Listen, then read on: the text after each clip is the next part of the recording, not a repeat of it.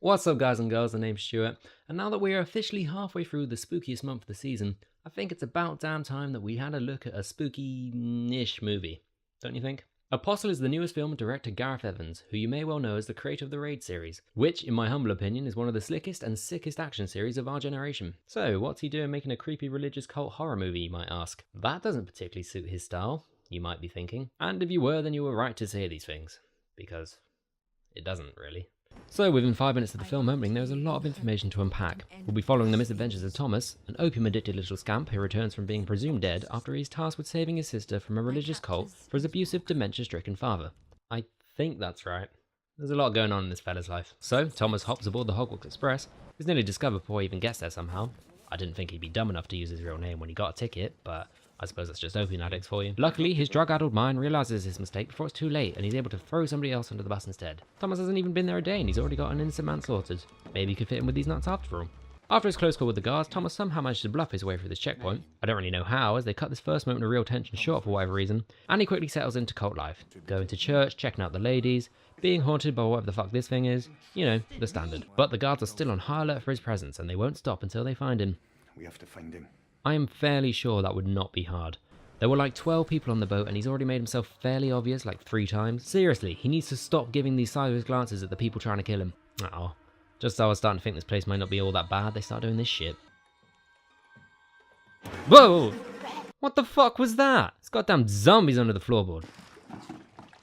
I have limited thought on them. Sorry. No, he's like simple Jack. So you will serve me during my time on this land. I wouldn't put your trust in Jeremy. He's simple. Book of Therese, verse 7, chapter 12. For my life is not defined by consumption, wealth, and material. Ain't no way Thomas can bluff his way out of this one. Never mind, there just happens to be an assassin sat right next to him.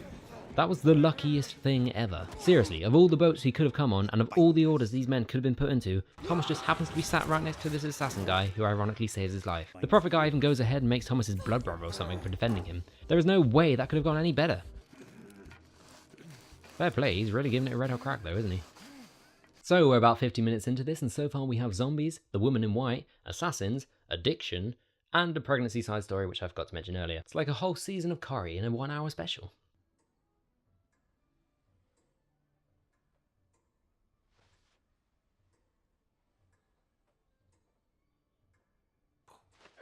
I'd have definitely got our real gun. Creepy little fuck. Your eyes. They've seen things. Yes, this is what eyes do. So anyhow, Thomas discovers there is a passage underneath the prophet's house, and he decides to investigate. He puts a serious amount of faith in this lad. If you meet any trouble. The whole plan basically hinges on him being willing to kill his fellow brethren, and of course the whole thing goes to shit. Literally, as Thomas is forced to climb into this river of filth in order to escape his pursuers.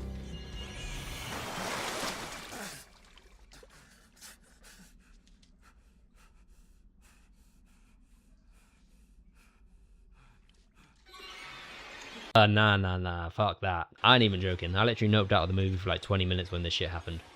After that mess goes on, we get a little bit of backstory from our main man about his previous experience with religious fanatics. This is a sick shot, and otherwise there's nothing inherently wrong with this scene.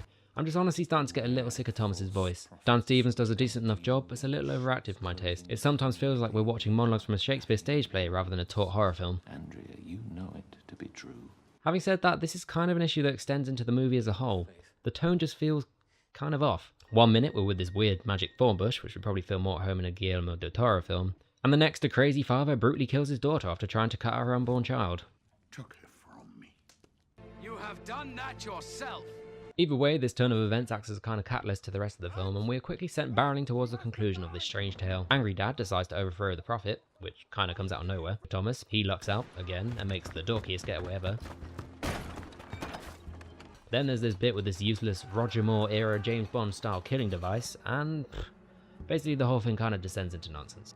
It's frustrating because this film did start out pretty well. It was tense, it was scary, and you really didn't know where it was going. But then things just kind of got ludicrous and gratuitous and just sort of dumb. And honestly, the whole thing just stopped being scary. And in a film like this, when you lose the fear, you kind of lose everything else. The story isn't engaging or mysterious enough to keep you hooked by itself, and Gareth Evans' brand of high-octane, slick action sequences doesn't really fit in here. Kinda like having a pinata at a funeral. Anyway, this has been Stuart, and that's it for my review of Apostle. If you like this video, then you may well like these ones too.